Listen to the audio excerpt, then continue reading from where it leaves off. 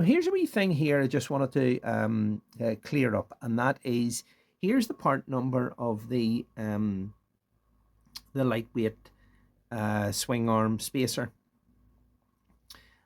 Here it is, and there's something here I need to clear up. I just want to address it now. Okay. So here is the two spacers, the stock ZRX one and the lightweight ZX6R one, sitting side by side. Now they're sitting on a piece of glass here, and I just want to point this out to you here. There is a slight difference in the height of them. The difference in thickness is the thickness of this, or sorry, the difference in length is the thickness of this stainless steel ruler. I'll set that across there. You can see that those two are exactly the same height now. Okay, so what thickness is that ruler? I'll show you it now. Okay, so there it is. It's about 0.86 millimeters. And you can make up a little washer, that thickness, and put it in at the end before you insert your swing arm. Okay. Okay, so I couldn't content myself. Had to machine another spacer. I did it in brass. It's the difference there, 0.85 of a millimeter, and that's it's amazing what you've got to do whenever you just aren't happy. Okay. So as I was saying there, there's a difference between the height of those two. You can see that. And if I set my little spacer on here, they're now exactly the same. There they are. You can see that.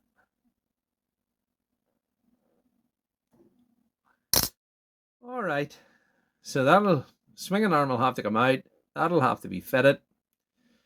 And should have done that in the first place. Okay, guys.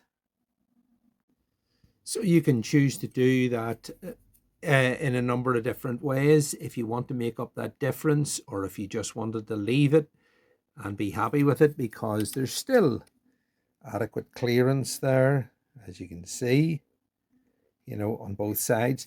But you could make up a little 0.85 spacer to go in there, or a little 0.85 spacer to go in on there, so that whenever that goes on, that would sit out that much more.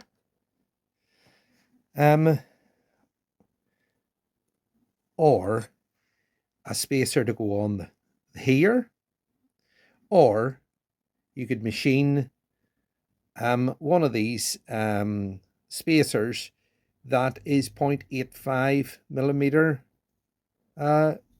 thicker, either in there or on there.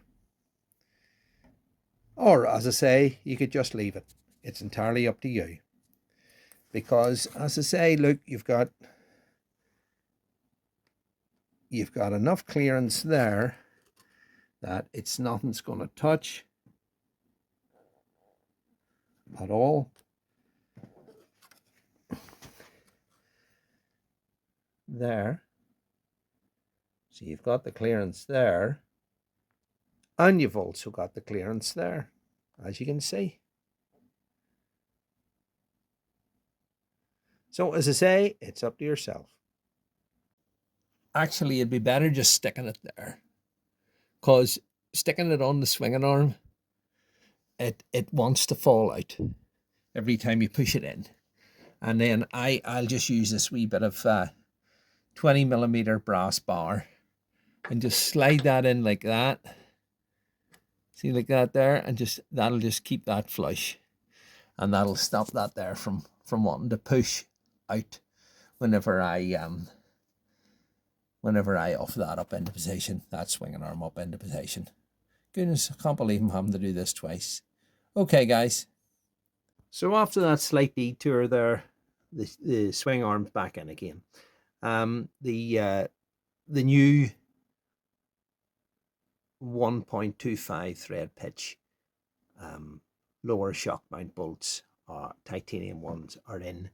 I'm about to put some blue thread lock on them and torque those up, get all that done. All right, and now the torque arm bolts as well. Okay, so we'll just torque up the bottom engine mounting bolt now.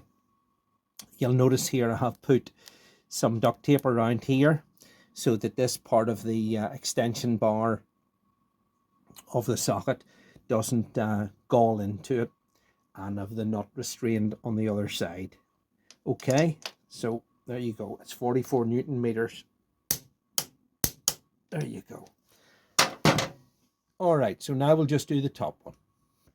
All right, so it's the same deal. The nut is restrained on the other side, and we'll just be able to do this one up.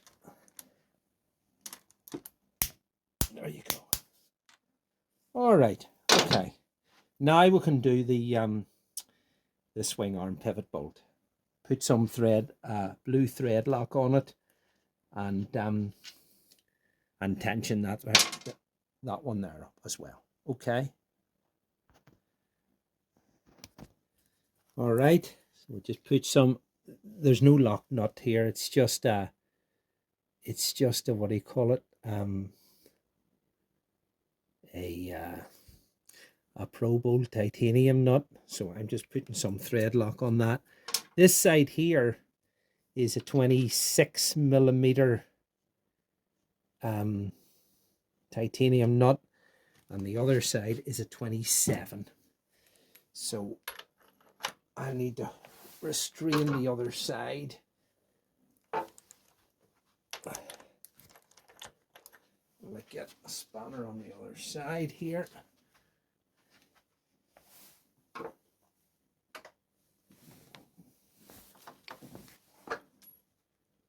Right.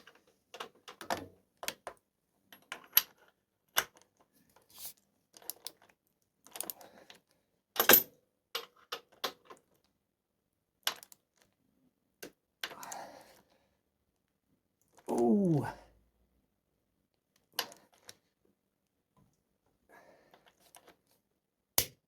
That's it.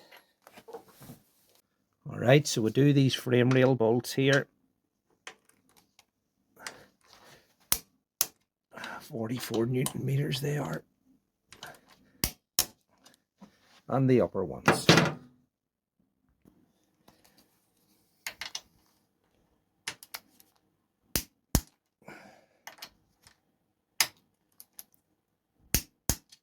Okay, so we'll do this one here. It's 44 Newton meters.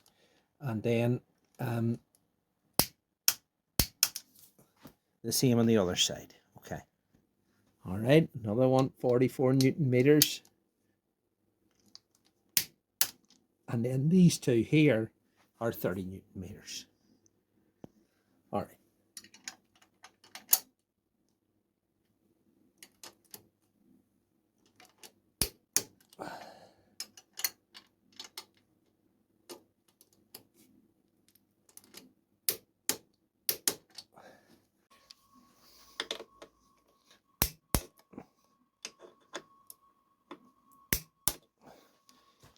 Do the other side now, and then do the upper shock spools here.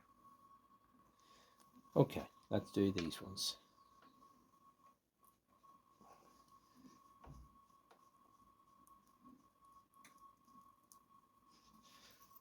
Right.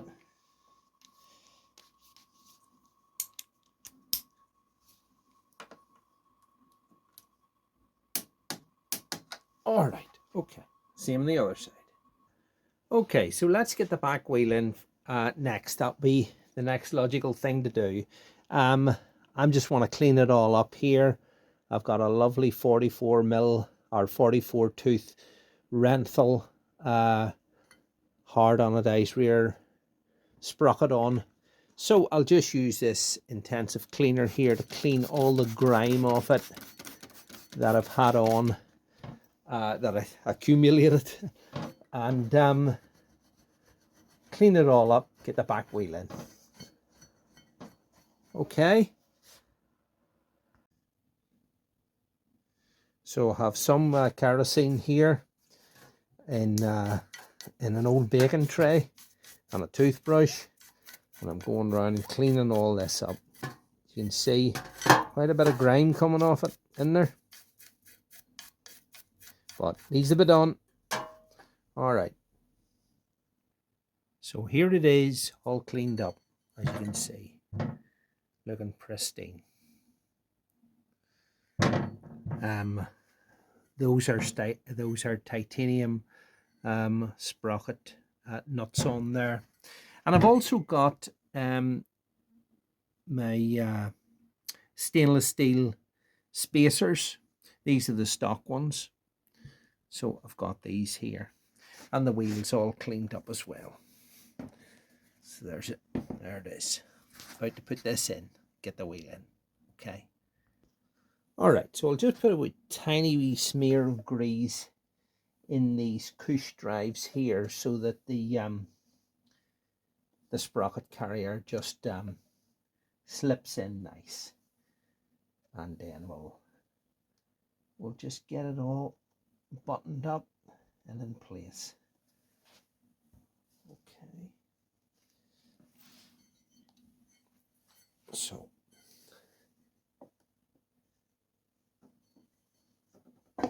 that's it. And then we'll put the spacers in. Again, another wee bit of grease around the inside there, like that. And that one just goes in there like that. Okay. So that's that. And then this side here is the same. Wee bit of grease in there. And put this spacer, this new stainless steel one in. It just goes in there like that. All right, let's get this fitted. Okay, so let's do this.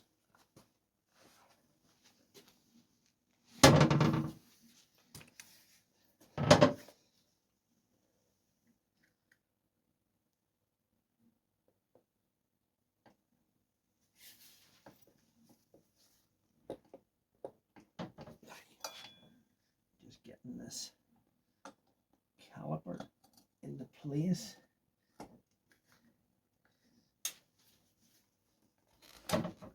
That's that. Okay.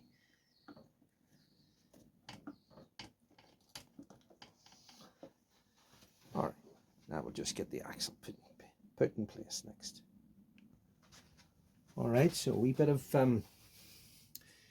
grease around the axle, and because this is my titanium one, my own titanium one here, I will, like I was saying in the last video there, it'll be going in from here, from this side, as opposed to the other side. All right, so we'll just push this right on through here and just get the, see the way I've got that lined up there with the disc, so I can just get this in here like this, and just push this through like that. There it is, out the other side, and then I can just lift this here up and just get these wee screws into that caliper.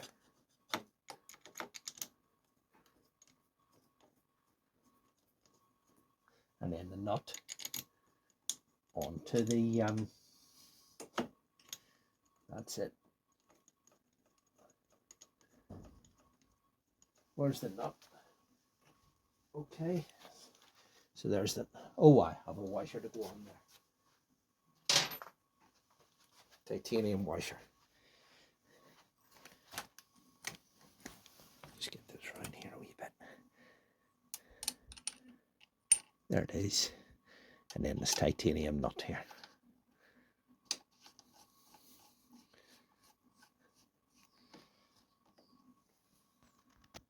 All right, so now let's just torque that up.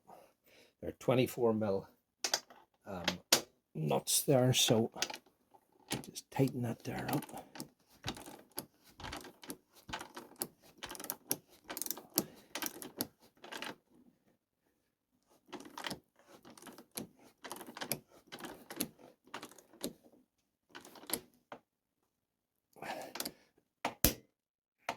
Oh, that's that. Right. So I've have to tighten the pinch bolts. I needn't do that until I put the chain on. Okay. All right. So we'll just tighten these wee screws here. Now I've used titanium ones for them, and as you can see, they're recessed in there. So I have to use this little attachment here that goes away deep in, and you know, because a normal socket actually won't fit. But I'll just torque them up.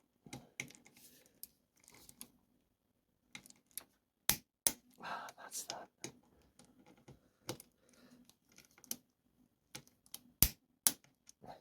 Okay, and the last thing I need to do is put the circlips around in here. Okay, now so I want to put these circlips in. These have been modified and filed in order to get them in there. There's a tiny little groove where they go, but even so, you've got to position them a certain position on the nut so that, you know, to get the clearance. So I'll just put them around here like this, tight enough to get them in. Like there's not a big lot of clearance. That's that. Just push that on in there. That's it.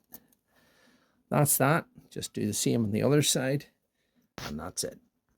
Okay, so let's see if we've got the same bit of success. Just put it there.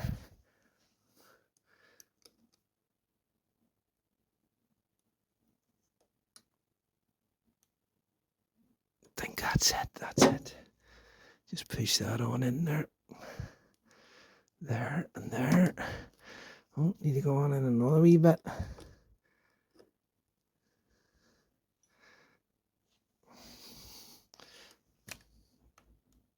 Not easy, is it?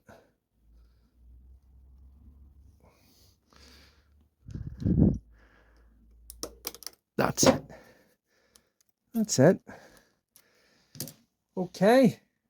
And one more wee thing I want to do here is remember to tighten up this banjo bolt here for the rear brake caliper, because I'll be bleeding that shortly. All right. Oh, need to get a socket on that. Right. Just get a wee socket on that there, because we don't want. That's that. Okay, is that? Am I happy with that? No, I'll just move it a slight wee bit. I just want to make sure I've got the clearance to allow me to access that screw there if I ever need to. That's it. Okay. So we're going to clean up the chain next. Now this is a perfectly good chain. There's very, very little miles on it. I just took it off, separated it, and to do that swinging arm and take the engine out and all of that business, you know. So I've got new DID connecting link here for it. So I'm just going to take this link here off, this one, and clean up the chain and fit it. Let's do it. All right, so we just push this pin out here and be done with it. Okay, I've got a selection of stuff here to clean this chain up and make it perfect and just like new again. All right, guys. So there it is. The chain's absolutely shining like a shilling. Perfect. Cleaned it, and it's all lubricated with ACF 50. And here's a brand new DID connecting link to go on. So let's just fit this chain and then move on a wee bit further. So I definitely don't want my new swinging arm getting marked in any way. So as you can see here, I have plenty of protection around it while I thread the chain in through. Okay, so I've just fed the chain through, and you can see why I wanted the protection on there. It's looped around the front sprocket. Now this chain was the perfect length for this bike because it came off it. So everything should be absolutely fine. And it should, yeah, it's absolutely perfect there. So we'll just bring it to about halfway there. And that'll allow me to, can you see that okay? That'll allow me to put the connector link in there now. And then that'll hold it while I connect this all together again. Okay, guys? All right, so just let's open this this new link here. You get a little pack of grease. You get the I think they're X rings, and then you get the connecting link here. So the first thing we've got to do is we've got to cut the grease packet open, and we've got to apply some grease to these pins.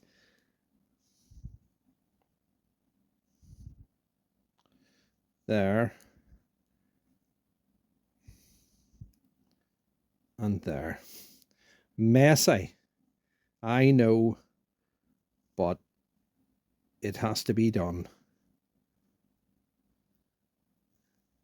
If I've got a, should have had a piece of cloth about.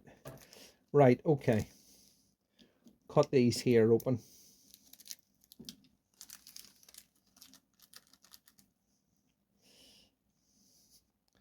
Right, there they are.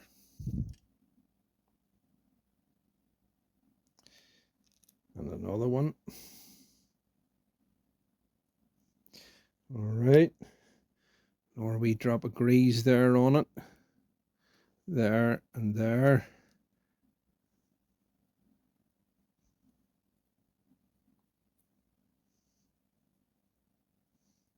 I'll put more on it, not be afraid of it.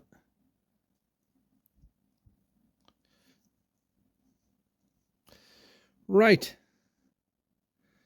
I think that's plenty. So now I can feed that in from the other side. You see it all right? I'll just move the camera around and then you'll be able to see it a bit better. All right, so we're just going to put this in from the other side here. Just definitely make sure you have plenty of grease on that there.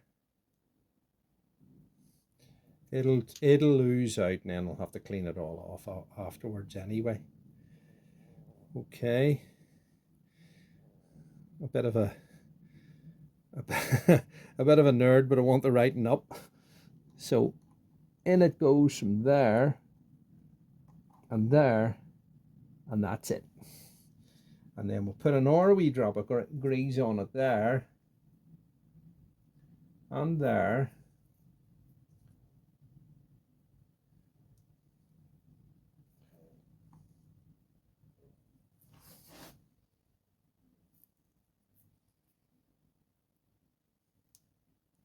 There and there. And then we can put the other two rings on.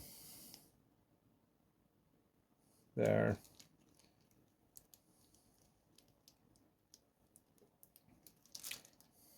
And there. Okay. Yes, I'm going to have to get a cloth. All right.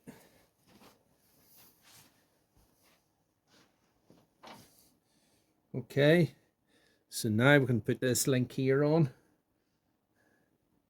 like that. That's that. And then we'll just use the tool to press it on. Oh, fell off again. Anyway, we'll just use the tool to press it on, and I'll show you how that works now in a wee second. Okay. Okay, so it's all set up as per the instruction manual, and it's just a matter of tightening this here up until the plate is fully pushed home. Okay, guys, so I can just do that.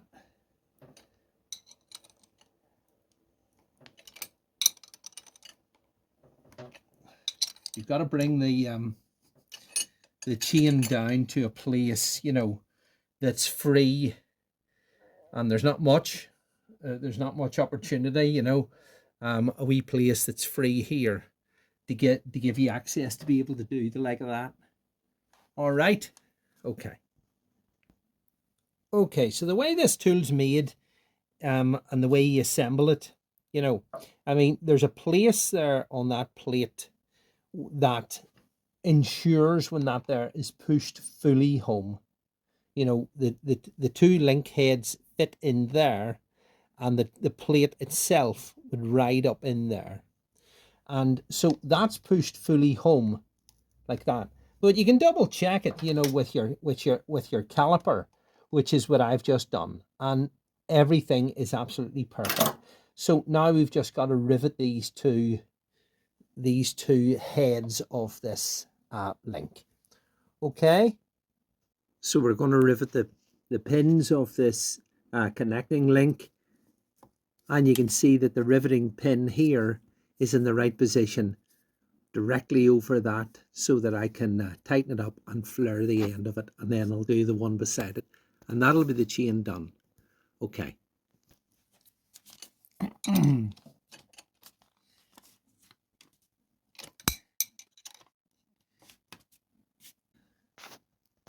So we'll just tighten this up until it flares the end of this properly. Okay. Hopefully you can see that clearly. This one here has been flared, as you can see, and this one here has yet to be flared. So you can see a direct comparison. There you go. So that's them both done, as you can see. Perfectly.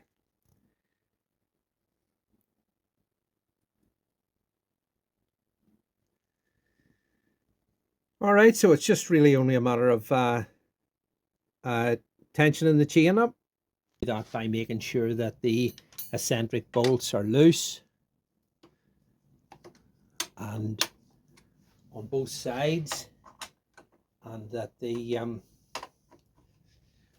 because I'm using these aftermarket Pulse Performance eccentrics, you adjust those via this 3/8 recess here, which is perfect for a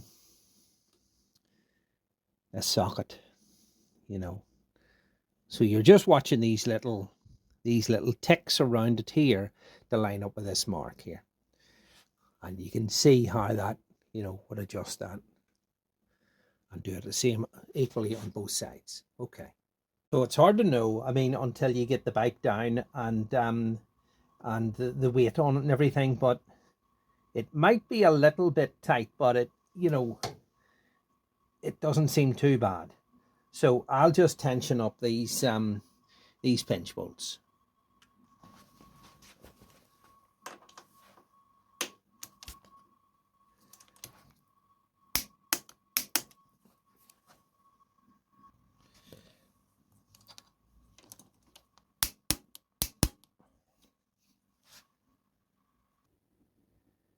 Okay, so the last thing I want to do is finally get around to tensioning this front drive sprocket nut, which I just put on hand tight whenever I built the engine. And so as you can see here, I've got my big torque wrench out. I've got wood through the wheel. I've got it clamped down onto the bench, and hopefully that'll not move whenever I torque up this nut. All right, let's do this.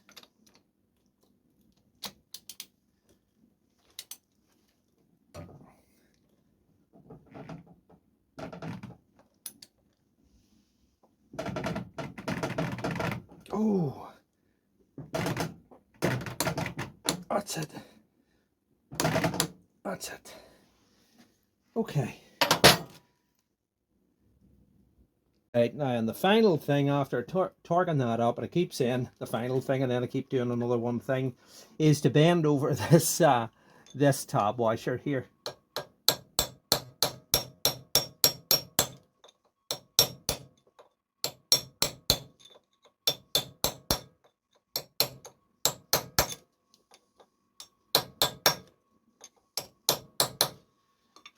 So the only thing left to do in this section, but I'm not going to do it today, is to bleed this rear brake caliper. And but I'm just going to leave it today anyway. And I was just glad to get the wheel in and the brakes and all of that business buttoned up, and actually get the swinging arm back in after I couldn't content myself and I had to take it out again and make that wee washer and or that wee spacer, sorry, and put it back in. I could have left it and it would have been absolutely fine, but you know what it's like whenever you've got issues like I have. But anyway, there it is, wheels in and swinging arms in, and all of them bits and pieces are buttoned up. I'll switch this this light off because it'll glare a wee bit, and I'll let you see it on the other side here. Okay, it's still a wee bit glary, but anyway, as you can see, chains on. All the bolts are tightened up here, torqued up to the right torque value. You know what I mean? There's just a load of things you just don't want to forget about, especially something like the countershaft sprocket nut and the engine mounting bolts and all of the bits and pieces. But yeah, I was glad to get all that done, and there it is. So okay guys, look, I'll leave it there. Gonna wrap it up there, and see you in the next one. Okay guys, all the best. Bye.